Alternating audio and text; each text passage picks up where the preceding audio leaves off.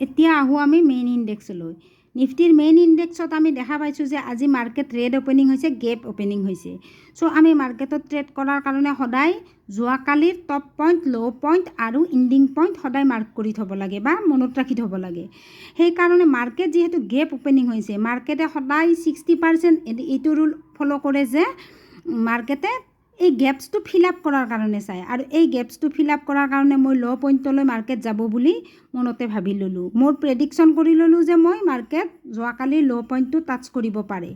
চ' সেই মনতে ভাবি মই মাৰ্কেটে যেতিয়া এটা টপ এই প্ৰথম দুডাল কেণ্ডেলে যেতিয়া গ্ৰীণ অপেনিং হ'ল, তাৰপিছত আকৌ মাৰ্কেটে ল' লগাইছিল যদিও এই বটমটোৱে প্ৰথম বটমটো টাচ কৰিব নোৱাৰিলে। চ' টাচ কৰিব নোৱাৰাৰ বিনিময়ত মাৰ্কেটত আকৌ বায়াৰ এণ্ট্ৰি হ'ল। চ' এই বায়াৰ এণ্ট্ৰি হোৱাৰ সময়তে ময়ো এণ্ট্ৰি কৰিলোঁ আৰু মোৰ ট্ৰেডটোৱে বহুতখিনি মোক লাভ দিলে।